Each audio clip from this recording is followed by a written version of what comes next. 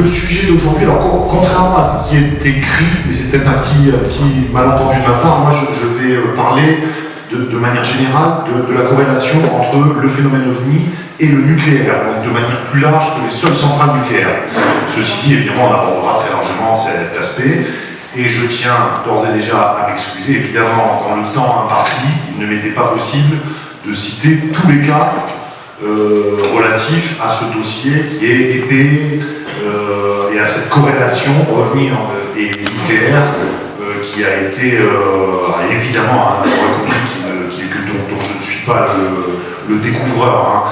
Bien des ufologues, évidemment, avant moi, et je dirais presque quasiment dès le début de l'ufologie, avaient noté cette corrélation-là. Donc, nous allons parler d'observations rapprochées, du survol et de la neutralisation de sites nucléaires, notamment par des OVNI, qui sont des faits, là aussi vous le verrez, assez bien documentés finalement. Alors bien sûr aux États-Unis, mais également en France. Hein. On va se focaliser surtout sur ces deux pays-là.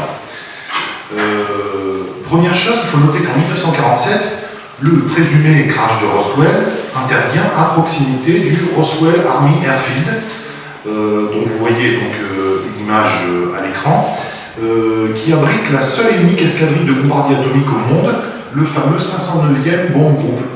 Donc là aussi, on est bien dans une zone qui touche de très près au nucléaire.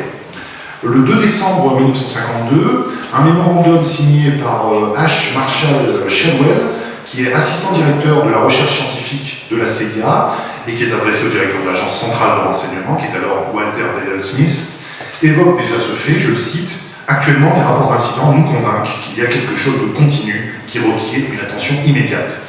Les observations d'objets non expliqués à de grandes altitudes et voyageant à de hautes vitesses à proximité des principales installations de défense américaines sont d'une telle nature qu'ils ne peuvent être attribués aux phénomènes naturels ou à des types connus d'engins aéronautiques. » Alors le monsieur que vous voyez là, c'est le docteur Donald Johnson, dont on va reparler tout au long de cet entretien. C'est un ufologue américain qui a compilé 150 000 observations d'OVNI dans le cadre d'un projet qui est assez connu des ufologues qui s'appelle UFOCAT. Lui, il a particulièrement étudié la fréquence des observations d'OVNI de 1945 à 2001 en fonction de la distribution géographique des installations nucléaires sur le territoire américain. Alors selon lui, les résultats de ces analyses établissent une corrélation significative entre la présence d'installations nucléaires et la fréquence d'observation d'OVNI et de rencontres rapprochées. Je précise que, bien évidemment, la personne à qui il faut s'adresser pour vérifier la validité de la méthode statistique employée, ce n'est évidemment pas moi qui ai décroché des mathématiques à l'âge de 8 ans, malheureusement. C'est bien à Yves Lignon qu'il faudrait s'adresser pour avoir un regard critique et valide sur cette analyse statistique, mais enfin qui, à mon sens, tient quand même la route. En France, cette thèse a été également défendue par l'ancien directeur du CEPRA, Jean-Jacques Velasco, qui a notamment défendu cette thèse dans un ouvrage qui s'appelle OVNI, l'évidence. Alors lui compare, alors je précise que bien évidemment c'est à la fois les résultats statistiques de Donald Johnson, et je dirais encore plus les analyses faites par Velasco ont été contredites, sujettes à caution. Je vous laisse le soin de rentrer dans cette controverse, comme je vous précisais, qui dépasse les compétences très médiocres de statisticien. Alors, Velasco compare 140 cas d'OVNI qui ont fait l'objet simultanément d'une observation visuelle et d'une corrélation radar, et il les compare aux explosions nucléaires atmosphériques et souterraines sur une période de 55 ans. Et Velasco va constater un signal effectif pour les deux courbes démarrant à la même époque et un profil similaire des deux courbes. Je le cite, au début de la décennie 60, on note une baisse des cas radars visuels, puis une reprise en 66, avec des pics de 1968 et 1979 qui coïncident avec la nette recrudescence des essais nucléaires souterrains. En 1998, la fin des essais nucléaires souterrains marque la fin des cas radars visuels. Alors, les bases stratégiques atomiques et spatiales françaises, comme celles de leurs homologues américains, ont été visitées par des OVNI, comme on atteste un certain nombre d'observations qu'on va voir. Mais avant de parler de ces observations, quelques mots quand même sur le nucléaire et son histoire. Donc le premier essai atomique, il se situe à Trinity. Trinity, c'était le nom de code du premier essai atomique de l'histoire, qui se situe, l'explosion, en tout cas le champignon nucléaire que vous voyez donc sur cette photo, c'est le 16 juillet 1945 à Alamogordo, dans le désert du Nouveau-Mexique. Alors il s'agit finalement de la finalisation du projet Manhattan, dont vous avez tous entendu parler, qui a été lancé par les États-Unis durant la Seconde Guerre mondiale. Trinity consistait en l'explosion d'une bombe au plutonium nommée Gadget, qui était semblable à une grosse boule, et Gadget ne fut pas largué d'un avion, mais hissé au sommet d'une tour. Alors voilà la bombe qui a la fameuse opération Trinity. Alors, l'explosion et les conséquences, une bulle de gaz de 300 mètres de diamètre qui est formée par Trinity après 0,025 secondes. Elle va dégager, cette bombe, une énergie de 19 kilotonnes de TNT, 87,5 terajoules, pour être plus précis. Un cratère de 3 mètres de profondeur et de 330 mètres de diamètre se forme sur le lieu de la détonation. La silice qui est contenue dans le sable se transforme en vert, une couleur vert clair qui est appelée trinitite pour l'occasion.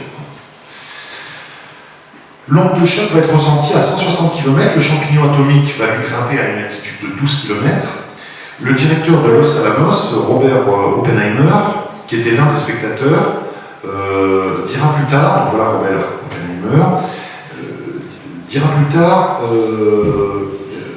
qu'il avait immédiatement pensé à une citation d'un texte sacré hindou, la Bhagavad Gita, qui disait « Maintenant je suis devenu la mort, le destructeur des mondes ». Donc le projet Manhattan, ça a été la plus grande course évidemment à l'armement jamais poursuivie par l'homme.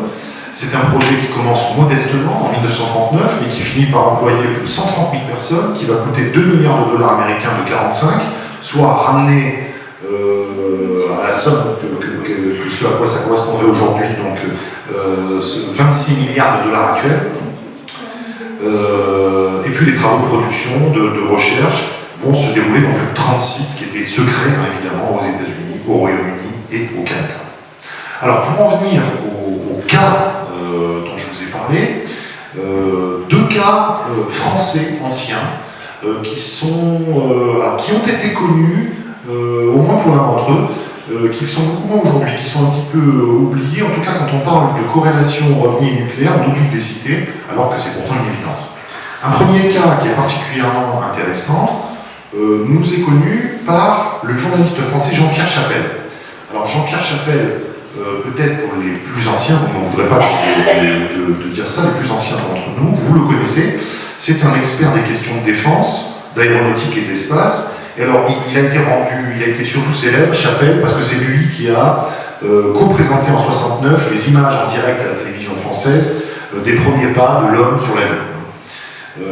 Mais il a été également témoin d'une observation, je dirais à haut indice d'étrangeté, selon la formule consacrée. Et alors, fait intéressant, observation qu'il a pu filmer, qu'il a pu observer au travers d'un ciné-théodolite. Alors, un ciné-théodolite, c'est un instrument d'optique qui comprend un dispositif de pointage et une caméra sur un support orientable qui est équipé de capteurs angulaires et qui est utilisé pour déterminer la trajectoire précise des engins spatiaux. Donc évidemment, c'est un engin qui a une forte capacité de zoom focal très importante. Alors, on se passe, ce cas se situe en avril 1963, au Sahara, et Chapelle accompagne une équipe de militaires et de techniciens sur la base du Centre interarmé d'essai d'engins spéciaux d'Amaguir. Amaguir, c'est une localité de la commune algérienne d'Abadla, dans la wilaya de Béchar, qui était donc un lieu sur lequel, évidemment, les militaires français testaient leurs ressources nucléaires. Alors, il se trouve engagé dans un exercice de récupération de têtes de fusée, et il va observer tout d'abord un point noir dans le ciel, qui est désigné par un technicien à ses collègues, qui repère cette anomalie. Alors, d'après les techniciens sur place, les ingénieurs sur place, ceux-ci estiment qu'il se situe à une altitude de 3000 mètres, à prendre avec des pincettes évidemment, il est très difficile, surtout parce qu'on n'a aucun référent visuel d'estimer précisément une altitude. Le phénomène va rester visible de longues minutes, ça c'est clair. Par contre, c'est un phénomène diurne qui va être visible longtemps, plusieurs minutes, et qui va être vu par la trentaine d'hommes sur place. Le capitaine, qui est responsable du convoi, fait alors brancher donc, le cinéthéodolite, et Chapelle et l'équipe peuvent alors observer au travers de la lunette. Donc voilà la base d'Amaguir. Voilà quelques images de la base d'Amaguir.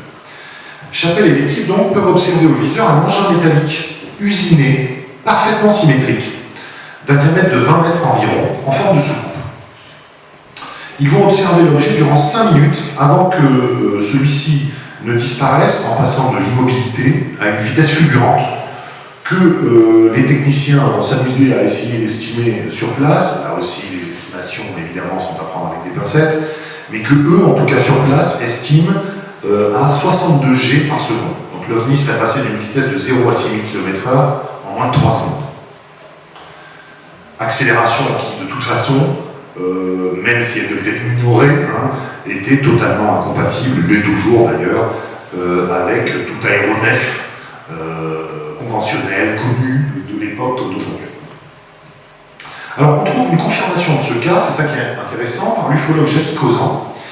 Je le cite, cet événement n'a pas été beaucoup relaté dans la presse à l'époque, il est resté ignoré du grand public. Pourtant, le phénomène a été observé par quelques dizaines de personnes, militaires, scientifiques.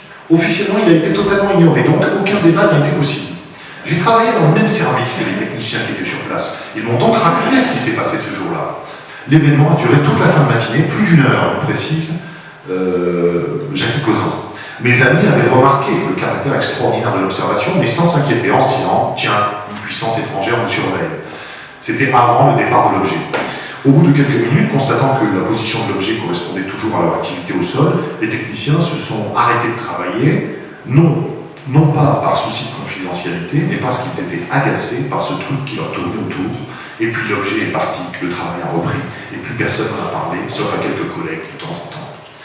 Alors même si Chapelle témoigne du fait qu'il n'a jamais pu visionner le film qui a été enregistré ce jour-là, on peut exclure l'hallucination ou le mirage, qui se déroule dans des circonstances bien particulières, et en tout cas jamais collectivement, et en tout cas encore moins pris par une caméra. On ne peut pas, jusqu'à preuve du contraire, filmer une hallucination ou un mirage. La crédibilité de Chapelle, qui est spécialisée de longue date dans les questions aéronautiques et spatiales, qui a été reporter en 1991 pendant la guerre du Golfe, est totale. On a peine à croire que cette personne-là puisse raconter des fariboles sur ce sujet. Le phénomène va demeurer suffisamment exposé et sans mouvement pour être calmement observé par des observateurs compétents et multiples. D'ailleurs, à aucun moment on ne témoigne d'une fébrilité, d'une agitation, d'une inquiétude, d'une angoisse de ces gens-là. Donc il s'agit d'une observation calme, relativement rapprochée du fait même de la présence de ce cinéthéodolite. L'objet présente un aspect métallique, elliptique, il a toutes les apparences d'un objet physique, matériel, et il est doté manifestement de possibilités d'accélération, que la rétine peut à peine imprimer. De possibilités d'accélération, comme je vous le disais, qui sont totalement incompatibles avec les technologies les plus modernes des années 60, et donc qui plus est celles d'aujourd'hui. À propos du film qui a été réalisé à cette occasion et qui a été censément perdu lors d'un déménagement à Agadir, ça c'est une info qui nous vient de Jean-Claude Bourret, le même Bourret précise « Ce fameux film n'a pas été perdu, il est quelque part dans les archives de l'armée. Fait curieux, j'avais appris son existence par un technicien militaire en retraite et j'avais cherché à la localiser. Enfin, malgré quelques indications. Je ne me doutais pas que Jean-Pierre Chapelle allait assister personnellement à l'événement. » Alors, il s'agit d'un des nombreux cas où finalement, j'attire votre attention là-dessus, ce cas n'a pas été porté à la connaissance du GEPAN.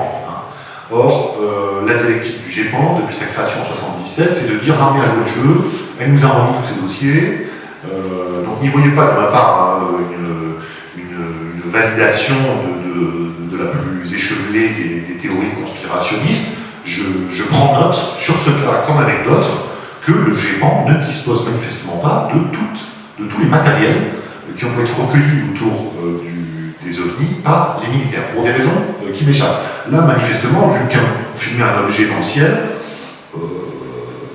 n'y a pas spécialement de raison de défense tactique ou de stratégie qui puisse expliquer que ce film-là n'a pas été remis au service du CNES. Ce cas atteste clairement de l'intérêt très marqué que de nombreux ovnis ont témoigné à des sites militaires sensibles. La base d'Amaguir était en effet un site de lancement de missiles et de fusées qui va être activement utilisé par les autorités françaises jusqu'en 1967. La base devait assurer le lancement des premiers êtres vivants pour les Français à bord d'une fusée sonde Véronique en 1961 et celui du premier satellite français Astérix avec une fusée Diamant en 1965. Alors, est-ce que ce film donnait certaines informations sensibles sur le programme aérospatial français en 1963? Je vous ai dit mes doutes sur cette question. L'argument, en tout cas, même s'il est recevable à l'époque, l'est beaucoup moins 40 années plus tard. Observateurs multiples et compétents, observations calmes, prolongées par des témoins qui sont nullement en état de choc ou impressionnés, phénomènes cinématographiés de manière fiable, comportement et apparence manifestement incompatibles du phénomène avec toute technologie connue, on aurait, comme pourrait le dire Jean-Luc, là, pour le coup, un cas solide, un cas ufologique solide, et en tout cas qui a été documenté, même si cette documentation n'existe plus, ou en tout cas n'est pas disponible. Un autre cas ancien et relativement oublié, qui témoigne encore une fois de l'activité ufologique à proximité de sites d'expérimentation nucléaire, c'est à Béchar, ou Colomb-Béchar, durant l'époque coloniale, qui est la ville la plus importante du sud-ouest algérien, et où l'armée française avait installé une base de lancement de fusées et de fusées-sondes, le Centre interarmé d'essais d'engins spéciaux. Donc Colomb-Béchar était, avec Amaguir, un des deux sites dévolus au développement des missiles balistiques pour la force de dissuasion nucléaire française. Alors là, le cas date de décembre 1965. Des militaires en vol au-dessus de la zone militaire désertique et à bord d'un appareil Nord-Atlas de ce type-là, qui assure la liaison entre Colomb-Béchar et la base aérienne 120 de Cazaux, en Gironde, vont faire l'observation d'un ovni en forme de soucoupe se déplaçant à une vitesse, là aussi, manifestement incompatible avec les aéronefs conventionnels de l'époque, et sans nul doute avec ceux d'aujourd'hui. Je cite le rapport. J'ai l'honneur de vous rendre compte des faits suivants. Le 22 décembre 1965, à 6h45, on effectue le vol Colomb-Béchar-Cazaux à bord du Nord 125 FRANR, un engin aérien non identifié, est apparu à l'est de notre position. Il cite les coordonnées précises. Les éléments de vol étaient les suivants: niveau 90, vitesse indiquée, température extérieure. Je vous passe un peu toutes ces considérations techniques. L'objet est arrivé par notre travers droit, s'est maintenu à notre hauteur environ 30 ou 40 secondes. Sa dimension apparente était de 2 cm environ, de forme lenticulaire, plat en dessous, légèrement bombé sur le dessus, couleur foncée, graphite. L'engin a disparu vers l'est en conservant la même altitude à une vitesse excessivement élevée. En 5 secondes environ, il était invisible sur un horizon totalement dégagé. Le phénomène s'est répété 2 fois, en 2 ou 3 minutes. Pour ceux qui connaissent un petit peu la geste ufologique, cela ressemble furieusement, mis à part la forme de l'objet, à l'observation de Jack Green. Il y a comme ça un retour à 3 reprises de la manifestation du phénomène. La première fois, seul l'adjudant-chef Chartier en a été le témoin. Alerté par ce dernier, les 5 membres de l'équipage ont été les observateurs de la seconde apparition.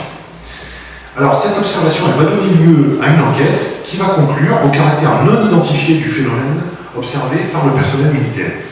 Le commandant Ouad, qui est le commandant de l'escadron de transport 261 Franche-Comté, témoignera ainsi, je le cite, « La bonne foi de l'équipage ne peut être mise en doute. La confusion avec tout autre engin, ballon, fusée, voire même avec un nuage, me semble ne pas pouvoir être retenue, puisque l'observation a été faite par du personnel navigant confirmé. » Alors évidemment, les sceptiques vous diraient que le personnel navigant confirmé ou pas, tout peut être remis en cause. Je ne rentre pas dans ce débat-là, 1 parce que j'en ai pas le temps, 2 parce que je ne crois pas une seule seconde. Alors, autre cas français, évidemment, alors celui-là, j'en avais à peu près tous entendu parler, ne serait-ce que parce que nous sommes nombreux ici à garder un souvenir plein de tendresse pour un grand monsieur de l'ufologie qui s'appelait Jimmy Guilleux. Je vais vous parler un petit peu du plateau d'Albion et des fameux ovnis du du plateau d'Albion. Vous verrez que je vous parlerai très peu des petits gris du plateau d'Albion. Déjà parce que moi les petits gris, mis à part les déguster avec de l'ail et un petit peu de beurre, bien sûr je ne sais à peu près rien sur eux. Et ensuite parce que bon, je reste quand même un petit peu dubitatif par rapport à cette présence des extraterrestres plutôt dans les sous-sols du plateau d'Albion. Mais en tout cas il s'agit d'une grande affaire ufologique française qui va d'ailleurs constituer une ligne de partage entre les ufologues convaincus d'une dissimulation de grande ampleur, de la duplicité des organismes d'État impliqués, et les autres ufologues qui vont plutôt refuser un petit peu cette tendance, cette lunatic fringe, pour reprendre les termes anglo-saxons. Voilà évidemment le grand Jimmy sur une photo vers la fin de son existence. Jimmy Guilleux voyait au travers du plateau d'Albion une sorte de zone 51 à la française, finalement, et la preuve d'un complot d'État. Il évoque notamment cet aspect à plusieurs reprises dans son dernier manuscrit, qui circule un petit peu sous le manteau, mais enfin beaucoup d'ufologues connaissent et disposent, qui n'a jamais été publié, qui s'appelle Terre, ta civilisation fout le camp. Alors, le plateau d'Albion, donc voilà quelques images malheureusement qui vont apparaître très indistinctement là, comme l'image est un peu sombre sur le vidéoprojecteur. Le plateau d'Albion, c'est une zone militaire qui est située à cheval sur 3 départements, le Vaucluse, la Drôme et les Alpes de Haute-Provence. Et de 1967 à 1999, le site va accueillir la base de lancement de missiles nucléaires sol-sol balistiques de la force de dissuasion nucléaire française, avant de laisser la place au réseau d'écoute des services secrets extérieurs français, ainsi qu'à la légion étrangère qui occupe actuellement le site. Le gigantisme du lieu, le caractère hautement secret et sécurisé des activités de la base, la présence d'armes nucléaires, les déclarations inquiétantes dans les médias de Jimmy Guilleux auront sans nul doute contribué à forger la réputation sous-coupique du lieu. Il n'en demeure pas moins que Guilleux et d'autres ont recueilli des témoignages indiquant l'observation d'OVNI sur le site, sans qu'il soit possible de vérifier, j'allais dire, des témoins qui, de par leur statut d'appelés ou de militaires de carrière en poste au plateau d'Albion, n'étaient pas censés évidemment révéler la moindre information sur les activités du site. Donc, comme je vous le disais tout à l'heure, autant l'affirmer d'emblée, nous n'apportons pas vraiment de crédit au récit débridé de Jimmy Guilleux au sujet des petits gris kidnappeurs qui entraient les sous-sols du plateau. Voilà, un petit gris typique. Néanmoins, l'affaire va faire grand bruit, notamment dans les années 80 et 90, et méritait d'être citée. Alors, derrière, il y a l'INSA, l'Institut mondial des sciences avancées, à laquelle appartient Jimmy Guilleux, Kitaran et d'autres, qui prétendaient détenir de nombreux témoignages individuels d'appelés du contingent, d'officiers, qui décrivent des apparitions d'OVNI au-dessus des silos de lancement de missiles sur le site du plateau d'Albion. Avant même, précisons tout de même, que les cas américains de Albuquerque, Los Alamos, Kirtland, Sandia, Alamogordo, Holloman, Minot, Fairchild, pour ne citer que ceux-là, on ne pourra pas tous les citer tout à l'heure, ne soient révélés. En 1985, Jimmy Guilleux va lancer une opération de surveillance du site du plateau d'Albion sous l'égide du CEOCE, Centre d'études OVNI du Sud-Est, qui allait devenir le Centre d'études OVNI France, antenne ufologique de l'INSA, qui était alors dirigé par un certain René Voirignon, qui est aujourd'hui plus connu pour son intérêt pour le phénomène Humo. Dans un article paru dans le magazine Le Monde Inconnu, Jimmy Guilleux évoque les observations d'OVNI sur le plateau et ses tentatives de recueillir des données fiables à proximité de ce site sensible dans le cadre d'une opération qu'il a appelée l'opération Rapa de Nuit. Alors là, évidemment, cela renvoie à la littérature de Guilleux. J'ai pas besoin, parce que je sais qu'il y a beaucoup de connaisseurs ici, de vous renvoyer vers les romans de Guilleux. Alors, je cite. Les témoignages en notre possession se recoupent tous concordants, et ceux qui émanent de sources militaires sont les plus détaillés. Il est vrai qu'en l'occurrence, les témoins sur la base se trouvaient aux premières loges. L'on peut synthétiser ces multiples rapports de la manière suivante. Chaque fois que l'un de ces silos est ouvert, 48 heures plus tard, un énorme vaisseau vient se stabiliser en altitude. Il largue alors des modules de reconnaissance, sphères ou soucoupes, qui eux descendent pour faire un point fixe à 5 ou 10 mètres, au-dessus du silo précédemment ouvert. Jamais d'erreur. Tout cela prouve à l'évidence que cette base de missiles stratégiques est sous la surveillance constante des extraterrestres. Il en va certainement de même pour les bases analogues des autres pays. Fort de cette certitude, René Voiminot et moi-même avons donc conçu l'opération Rapanui pour la soumettre au ministère de la Défense, ce que nous filme le 4 avril 1985 à l'attention de Charles Hernu, alors chargé de ce ministère. Alors pour la petite histoire, Guillaume raconte qu'au démarrage, il n'a pas reçu un accueil défavorable du ministère de la Défense, qui se disait prêt à accepter que Guillaume et ses équipes se mettent finalement aux abords du plateau d'Albion et cinématographie au maximum, documente au maximum les éventuelles apparitions d'OVNI. Finalement, il recevra le 11 juillet 1985 une fin de non-recevoir qui ne paraît pas étonnante de la part de Charles Hernu. Alors, il serait tentant de dire que Guilleux, qui était lui-même un authentique conspirationniste, je pense que c'est pas lui faire insulte que de le dire, on peut imaginer que, alors il serait tentant de dire que Guilleux a un petit peu déliré autour de cette affaire du plateau d'Albion. Ça correspondait à un moment donné où lui-même était convaincu d'une présence, là aussi pour reprendre un petit peu les propos de ce matin, d'une présence hostile et d'un complot d'État autour de la présence des OVNI. Néanmoins, on trouve quand même certains témoignages qui viennent un petit peu corréler tout ça. Alors, on trouve trace notamment d'un cas qui est relaté par un ancien appelé du contingent, un certain Michel F., donc qui n'a pas souhaité donner évidemment son véritable patronyme, qui va relater ce fait aux membres de l'INSA et qui va en faire notamment une présentation au repas ufologique de Toulon du 18 novembre 2009. Donc là, il y a beaucoup de témoins qui, en tout cas, peuvent témoigner que ce monsieur est bien présent et a témoigné. Alors évidemment, on ne connaît pas son vrai patronyme, en tout cas moi je ne le connais pas. Et quant à évaluer la fiabilité de son témoignage, je vous en laisse juger. Je le cite. J'étais dans les commandos de l'air 3e compagnie. À l'époque, notre mission était bien entendu la défense de la base de Saint-Christophe dont je faisais partie. Le plateau d'Albion disposait avant son désarmement de 18 zones de lancement de missiles atomiques, de 2 postes de commandement de tir et 1 en construction à l'époque. Donc il raconte, là je passe un petit peu, parce que le temps leur tourne, il raconte qu'il avait évidemment des patrouilles à effectuer sur ce site extrêmement sensible. Et il dit, un matin, je me suis réveillé vers 6 h et j'ai cru avoir raté ma patrouille qui était prévue vers 2 h et m'être endormi. Après renseignement auprès du sous-officier de Semelle, il n'en était rien. La patrouille précédente avait déclenché l'alerte dans la nuit, signalant un objet non identifié en stationnement au-dessus d'une zone de lancement. Dès lors, la gendarmerie mobile de la base et l'équipe d'intervention des commandos, ainsi que le général de la base, s'étaient rendus sur les lieux. L'alerte avait été donnée comme il se doit à la hiérarchie. Le surlendemain, un tout petit article dans le journal Le Provençal précisait en quelques lignes brèves cet événement, mais sans plus. C'était un sujet de discussion sur la base pendant quelques jours. Plus rien.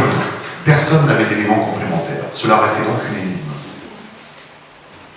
10 ans plus tard, en 1991, alors que je regardais une émission télévisée sur les phénomènes extraterrestres, j'apprenais que ce fameux jour, en 1981, les contrôleurs aériens avaient repéré par radar un ovni venant d'Espagne et se dirigeant vers les pays de l'Est. 2 Mirage 2000 décollés de la base d'Istres pour prendre en chasse l'objet lorsqu'il est entré dans l'espace aérien français. Cet ovni a donc été repéré et observé par plusieurs dizaines de personnes ayant des moyens, contrôleurs aériens, commandos, gendarmes mobiles, stations météo et certains gradés de la base, dont le général lui-même. L'OVNI, quant à lui, avait disparu, ne laissant à l'aviation aucune chance de pouvoir le rejoindre. L'ufologue Gilbert Attard, ancien membre de l'INSA, se souvient également des veillées qui avaient été organisées par Guilleux, non loin du site d'Albion, et relate, là aussi, en 1994, une observation étrange, que je vous cite à l'appui, encore une fois, de ses propos concernant le plateau d'Albion. Cette veillée avait été organisée par l'INSA. Nous étions une vingtaine de participants en compagnie de Jimmy Guilleux. Vers 19h30, nous avions installé nos sacs de couchage sur un mamelon surplombant le village et la base stratégique du plateau d'Albion avec une vue plongeante à 360 degrés. La veillée s'était déroulée tranquillement, chacun racontait sa petite histoire, et nous écoutions en particulier Jimmy qui nous relatait certaines anecdotes. Je me souviens, c'était entre 1h30 et 2h du matin, quand nous vîmes, sous un ciel étoilé, une forme nuageuse très sombre et allongée venant à contresens d'une légère brise. Nous avions tous observé cela avec curiosité et interrogation. Cette forme s'était mise à stationner au-dessus de la base, ce jusqu'à approximativement 3 heures du matin, donc un petit peu plus d'une heure, une heure et demie, sans se dissiper ni se déformer. Peu après l'arrivée de cette forme nuageuse, nous remarquions que la base s'était intensément illuminée. Une intense agitation a pu être observée parmi le personnel de la base. Par la suite, la dite forme s'est comme dissoute sous nos yeux, en l'espace de peu de temps. Qu'avons-nous vu dans cette fameuse nuit du 2 au 3 juillet 1994? Je ne peux le dire. Était-ce un simple nuage ou un UFO cloud? Le hasard a voulu que des années plus tard, j'ai retrouvé l'un des participants de cette veillée, et lui non plus n'a jamais oublié cette fameuse nuit sur le plateau d'Albion. Alors, quittons la France pour évoquer maintenant certains grands cas emblématiques américains, et notamment, alors un premier cas qui est très connu, qui est celui de la Vandenberg Air Force Base, où là, une ogive nucléaire factice est pulvérisée. Alors, ce cas, on le connaît, il date du 15 septembre 1974. On le connaît par celui qui est alors premier lieutenant dans l'armée de l'air, qui s'appelle Robert Jacobs, qui va filmer le tir d'une fusée Atlas F et transmet le film pour son développement. Donc au moment du film, évidemment, il ne s'aperçoit de rien. Et puis le jour suivant, Jacobs témoigne que le major Florence G. Menzman le convoque dans son bureau. Le film est projeté, on peut voir la fusée Atlas F équipée d'une ogive nucléaire factice, décoller et poursuivre normalement sa course. Un objet apparaît alors dans le ciel et tire un rayon lumineux sur l'ogive à 4 reprises. Tout cela s'est passé alors que la fusée volait à 7000 ou 8000 km/h, se souvient Jacobs. Le major stoppe la projection et lui demande « Qu'est-ce que c'est que cela ?» On dirait un ovni, répond Jacobs. Le fixant dans les yeux, le major lui rétorque « Ça, vous le gardez pour vous. » Et vous concernant le lieutenant Jacobs, cela ne s'est jamais produit. Avant de quitter la pièce, on va lui ordonner de garder le silence sur cet incident.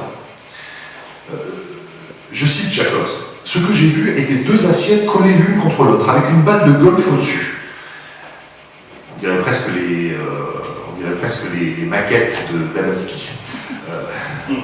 Bref, une soucoupe volante classique, et qui tirait un rayon de quelque chose sur l'ogive de notre fusée, expliquera Jacobs aux ufologues. Donc actuellement, Jacobs est devenu professeur associé à la Bradley University de Chicago, et il témoigne, à l'époque j'envisageais une carrière à la NASA, j'ai donc observé le silence. Pendant 18 ans, je n'en ai parlé à quiconque, ni à mes meilleurs amis, ni à ma femme. En 82, au terme de sa carrière militaire, il rompt son serment. Contacté par des enquêteurs, le major Mansman, alors là c'est ça qui est intéressant, qui est alors retraité, va lui aussi corroborer le récit de Jacobs. Donc on est bien dans une observation multiple, on a au moins 2 témoins qui témoignent de cet événement. Et je cite les propos de Mansman, « L'histoire racontée par Robert Jacobs est authentique. Après coup, je regrette de ne pas avoir pu visionner le film plus que 3 fois. 2 agents du gouvernement ont confisqué la pellicule et l'ont emportée dans un attaché case. Je reçus l'ordre de mon chef de considérer cet incident comme top secret. » Alors, pourquoi ce cas est particulièrement intéressant? Parce que, évidemment, les sceptiques n'ont de cesse que de nous parler de la non-fiabilité du témoignage humain. C'est-à-dire les gens gonflés, boursouflés de culture sous-copique finiraient par délirer et voir dans le ciel à peu près tout et n'importe quoi. Par contre, là, les sceptiques sont bien embêtés lorsqu'il s'agit d'un film. Là, ils ne peuvent pas avoir impressionné la pellicule par leurs esprits dérangés. Donc,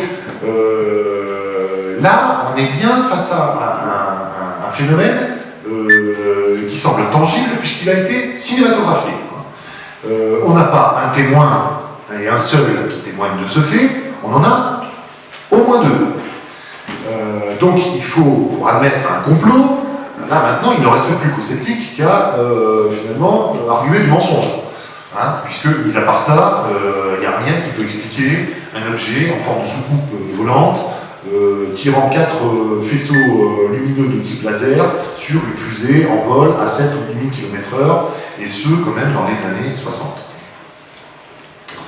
Alors, il y a un cas dont je ne vous parlerai pas, c'est le cas de Malmström, cas qui est pourtant extrêmement connu, parce que un des officiers qui était sur place, qui était lieutenant à l'époque, s'appelle Robert Salas, a beaucoup évoqué ce cas et a mené lui-même une forme de croisade autour de ce cas. Si je ne le cite pas, ce n'est pas que je le réfute, je tiens à le préciser, c'est qu'il y a de nombreux témoignages qui invalident ce cas. C'est-à-dire que sur ce cas précis de Malmström, il y a un grand nombre d'officiers, je ne peux moi qu'en tenir compte, qui témoignent de ce que cet événement ne s'est pas passé tel que Salas le décrit. Donc encore une fois, je ne prétends pas que Salas ment, ou que Salas se trompe, je garde une réserve prudente sur ce cas-là, étant donné qu'il y a un témoignage de gens dont on ne peut pas douter qu'ils ont été sur place, qui invalident ce cas par leur propre témoignage. Voilà.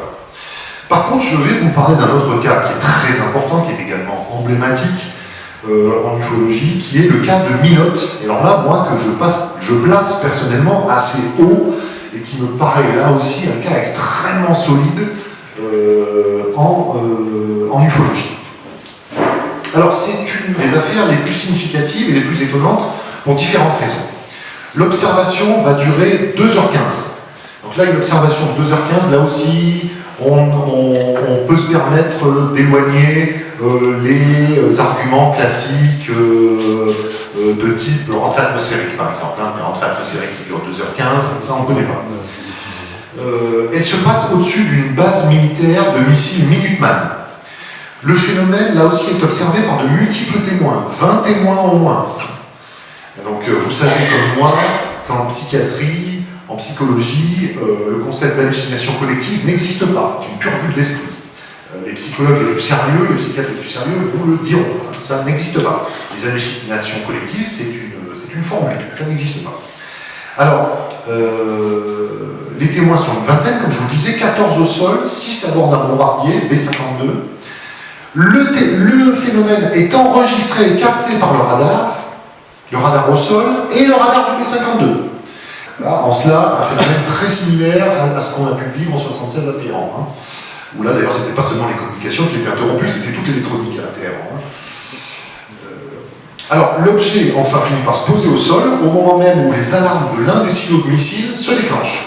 Les portes d'accès à la zone du silo ont été retrouvées ouvertes par les services de sécurité sans qu'on sache dans quelles circonstances cela avait pu se passer. Je vous laisse imaginer le niveau de sécurité à proximité d'un silo, une base de lancement de missiles thermonucléaires aux États-Unis. Mais je n'ai pas besoin de vous raconter ça, n'importe qui peut comprendre. Alors, les officiers du projet Blue Book de l'US Air France ont mené l'enquête, et malgré tout, dans les archives déclassifiées, comme l'évoquait Jean-Luc quand il parlait ce matin un petit peu de Blue Book, y compris dans la version les plus complètes, les microfilms format 16 mm de la base de Maxwell ne figurent que les comptes rendus de témoignages de 6 témoins au sol et d'un seul membre d'équipage du B-52, le copilote. Alors les faits, à 3 heures, heure locale, un B-52 est en vol d'entraînement à environ 39 miles, une soixantaine de kilomètres, au nord-ouest de la base aérienne de Minotte, lorsqu'un écho non identifié apparaît sur les écrans radars. Cette cible se déplace alors à 4800 km/h, je ne dis pas de bêtises, oui c'est ça, 4800 km/h. Après être passée de la gauche de l'avion à sa droite, elle se stabilise dans le prolongement de l'aile gauche. L'écho va accompagner l'avion quand même pendant 30 km. Puis il rompt la formation. Plusieurs photos de l'écran radar sont prises. Lorsque l'écho est à proximité du B-52, aucun des 2 émetteurs radio UHF ne fonctionne. À 2 reprises, l'équipage change de fréquence UHF sans résultat. Lorsque l'écho radar s'éloigne, tout redevient normal. Au même moment, au sol, sur la base de missiles nucléaires Minuteman de Minotte, un technicien qui est chargé de la maintenance des missiles, qui circule en voiture, signale qu'il observe un objet brillant, rouge-orangé, qui plane à environ 1000 pieds d'altitude, soit un petit peu plus de 300 mètres. Il dit qu'il émet un son similaire à celui d'un moteur de jet. Il arrête son véhicule, redémarre, et l'objet se met en mouvement. Il semble le suivre, l'accompagner, puis accélère et se stabilise à une distance de 6 à 8 miles, environ 10 à 13 km. Peu de temps après, le témoin va perdre l'objet de vue. 14 autres militaires, techniciens, chargés de la maintenance, policiers militaires, observent également un engin similaire dans différents secteurs de la base. Les témoins au sol vont décrire tous un objet de grande taille, aussi large que la vision apparente du soleil, trop gros pour un avion, d'une couleur rouge-orangée, certainement Vénus ou Jupiter. Au début de l'observation, un seul objet est visible. Il est rejoint pour une courte période par un autre similaire. L'écho-radar est de la taille de celui d'un avion de ravitaillement KC-135, donc un grand avion, plusieurs dizaines de mètres. Le B-52 qui poursuit cet exercice est dirigé vers le lieu de l'observation visuelle, qui est situé à 16 km au nord-ouest de la base. L'équipage va confirmer l'observation visuelle de l'objet. Et il va confirmer qu'il y a une lumière brillante qui semble planer juste au-dessus du sol. Lorsque l'avion est à 2 miles, l'objet se montre apparemment immobile au sol ou au-dessus du sol. Et vu de l'avion, un léger halo oblong l'entoure sur un côté et une tache orange marque l'autre côté. Pour ceux qui s'y connaissent un petit peu en littérature ufologique, cette forme de halo, on le retrouve également dans l'observation de Bentwaters, Woodbridge. Je vous dirai 2 mots si j'ai le temps tout à l'heure. À 4h49, heure locale, les alarmes extérieures et intérieures du silo de missile se déclenchent au service de contrôle et de sécurité. Il s'agit du silo de missile Oscar 7, qui est situé à 10 miles, donc 16 km, au nord du site November 7, où se trouvaient des témoins de l'observation du phénomène. Une équipe d'alerte sécurité est alors dépêchée vers Oscar 7. Elle découvre tout d'abord la chaîne de l'enceinte grillagée du site défaite et la porte ouverte. Puis, plus loin, c'est la porte horizontale fermant le silo à missile qui est béante, sans aucune explication. Aucune trace de véhicule ou d'empreinte de pas, aucun indice d'intrusion ne sera découvert sur place. Lorsque l'engin se tenait juste au-dessus des témoins, un bruit de moteur de jet comme assourdi a été entendu à 2 reprises pendant l'observation. Les observateurs au sol ont également remarqué une grande habilité de l'objet à planer et à changer de vitesse et de direction de manière extrêmement abrupte. Donc en l'an 2000, Bradford Runyon, alors c'est le deuxième monsieur là, c'est celui-ci, Bradford Runyon. Donc soit 32 ans plus tard, en l'an 2000, le pilote instructeur du B-52 qui occupait le siège droit du cockpit a précisé que lorsque son équipage et lui ont détecté l'écho sur leur écran radar, ils ont cru à une collision imminente en raison de la grande vitesse de l'engin, près de 3000 miles à l'heure, qui arrivait sur la droite de l'avion. Donc, il dit aussi que le corps principal de l'objet mesurait selon lui plusieurs centaines de pieds de long, était orange, foncé brillant. Une partie en forme de croissant de lune était connectée à l'objet avec un espace entre les deux. Des lumières bleues, vertes et peut-être oranges étaient visibles à l'intérieur de la partie en croissant de lune lorsque nous sommes passés au-dessus. Et puis, à la fin des années 90, c'est vous dire que le cas est substantiel, l'un des amis d'enfance du pilote, qui est retraité de la CIA, lui révéla avoir été envoyé à l'époque pour enquêter sur ce cas et que Blue Book avait menti dans ses conclusions. Il s'agissait bien d'un ovni, avait conclu l'enquêteur. Ces éléments d'information sont tirés d'un formulaire d'enquêteur mené par le QFOS, le groupe ufologique qui avait été créé par le professeur Hannick. Alors, là, on a au moins 4 faits qui sont inexpliqués. Quelle peut être la cause de cet écho-radar, totalement non identifié, sans transpondeur, je n'ai pas besoin de vous le dire. Quelle peut être la cause de la perte simultanée à chaque fois que l'objet se rapproche des liaisons UHF? Quelle est la cause de l'observation visuelle d'un objet lumineux brillant depuis l'avion et l'observation quasi simultanée au sol dans la même zone d'un autre phénomène lumineux? Quelle est la cause du déclenchement des alarmes du site Oscar 7, de l'ouverture du silo à missiles? Le rapport de l'USAF, quand même, précise que l'équipage du B-52 était le plus expérimenté de la base, dans la mesure où ses membres étaient responsables de l'évaluation des autres équipages.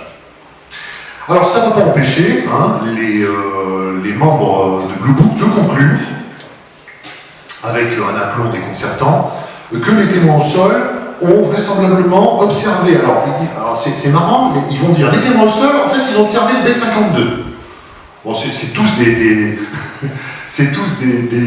techniciens de l'aéronautique hyper chevronnés, même le rapport du SAF le dit, mais ils ont confondu donc un ovni clignotant jaune, bleu, vert, avec des vitesses ahurissantes, avec un B-52, tout à fait crédible, sachant que l'objet planait quand même au-dessus, avec des stations immobiles. Donc chacun sait, bien sûr, un B-52 est capable de se sustenter dans un silence relatif au-dessus d'un silo de missile, bien évidemment. Et alors, comme ils ne sont pas en panne d'idées, ils disent, alors si c'est pas ça, c'est sûrement qu'ils ont vu une étoile. Sacré phénomène stellaire, ce soir-là, au-dessus de la base de Minute. Et puis, comme ça ne leur suffit pas, ils disent, ça peut être aussi une boule de plasma. La boule de plasma, ça elle a un côté commode, on ne sait pas d'où elle sort, on ne sait pas d'où elle vient, mais ça peut à peu près convenir pour à peu près tout. Dans le vraiment Minot, on est dans un cas significatif.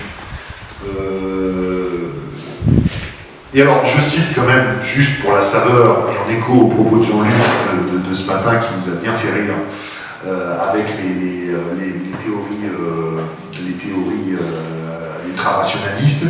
Je cite un extrait du rapport Condon à propos du cas de Minot. Une situation de cette sorte est difficile à évaluer, à cause du nombre de personnes impliquées et d'objets observés, et du caractère vague et inconsistant de nombreux détails. Et finalement, donc on peut conclure à une coïncidence de circonstances banales et à une confusion, vraisemblablement avec l'étoile Capella. Ils sont un petit peu plus précis.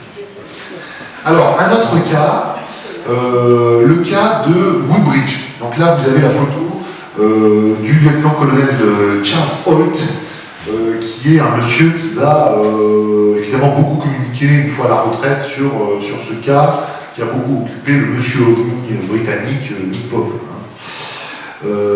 Donc en Europe, des ovnis sont intervenus dans les bases de Bellwaters et de Woodbridge, qui sont situées dans le Suffolk, entre le 27 et le 30 décembre 1980. Et dans un rapport officiel donc, de ce lieutenant Charles Holt, il est écrit qu'un des objets tirait des rayons en direction du sol.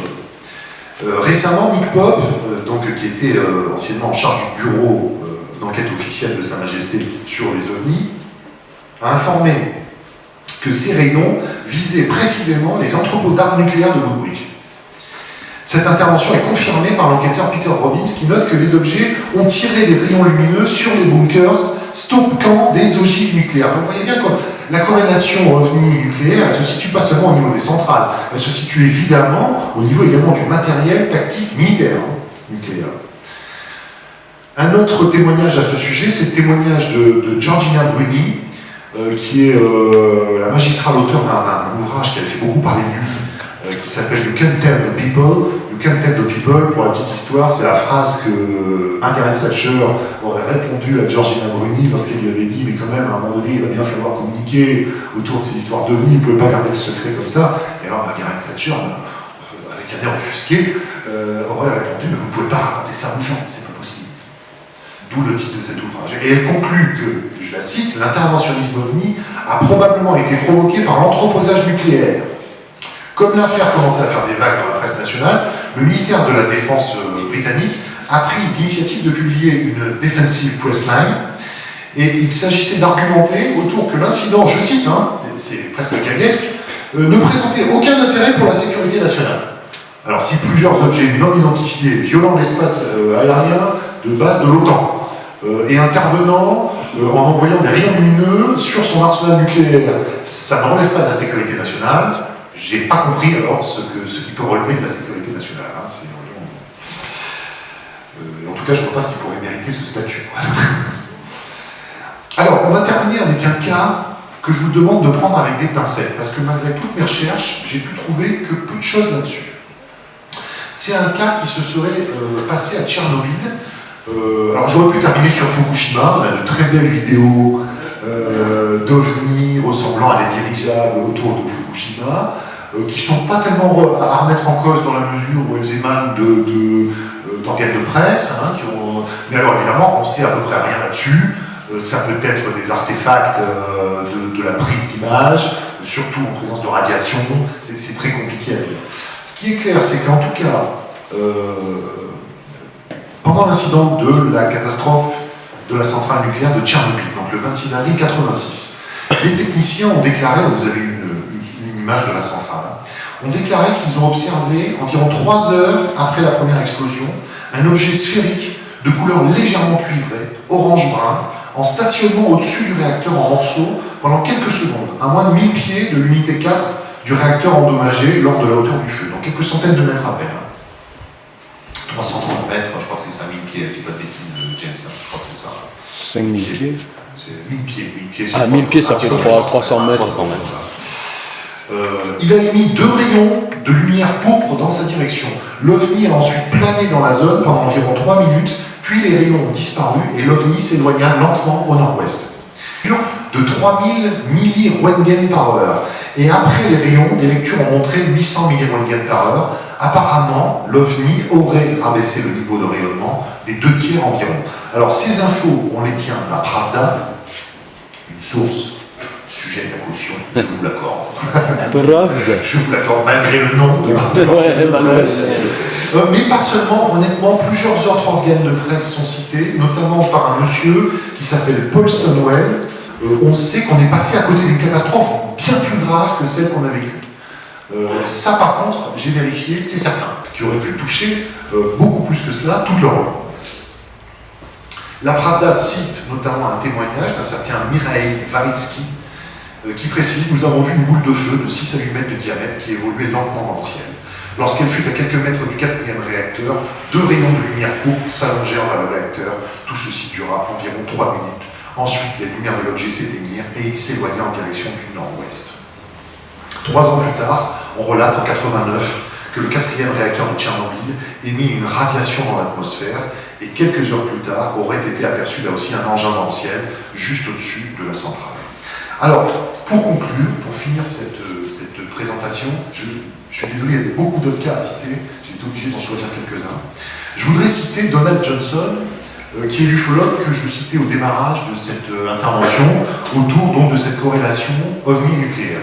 Il dit « À de nombreuses reprises, des observations d'OVNI ont été rapportées autour des centrales nucléaires, ainsi que des installations de recherche nucléaire et des bunkers de stockage d'armes dans les bases militaires. Un bon pourcentage de ces rapports a eu lieu dans un périmètre très restreint des installations de recherche et de production du gouvernement.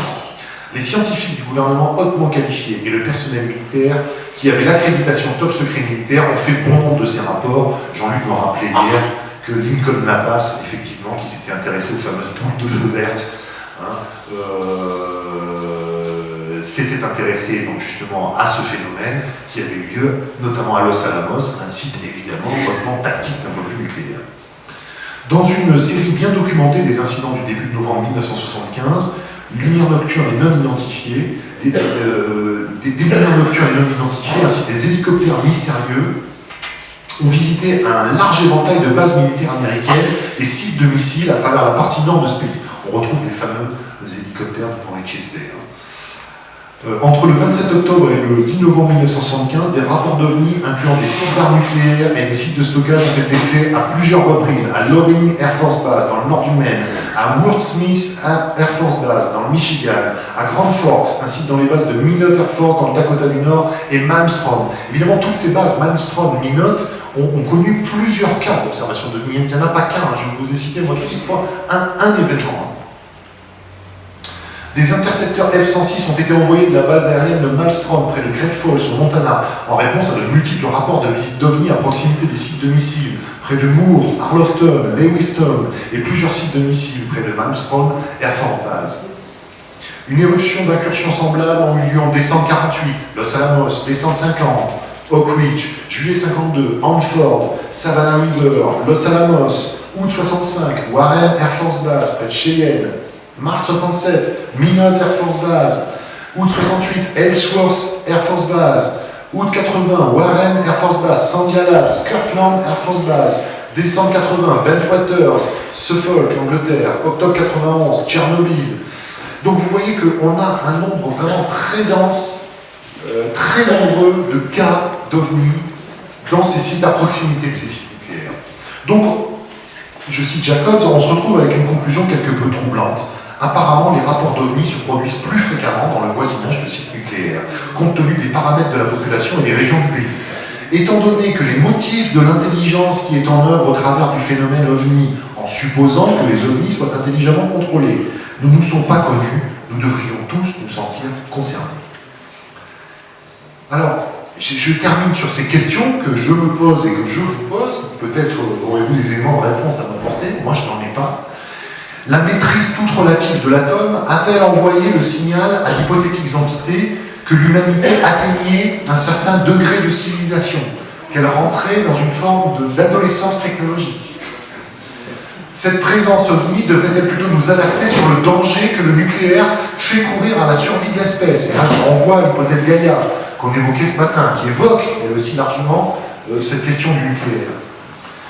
Comme toujours en matière d'OVNI, on ne peut que se perdre en conjectures et hypothèses, donc je ne vais pas plus développer cet aspect. Je vous remercie de votre attention et puis je suis prêt à répondre, essayer de répondre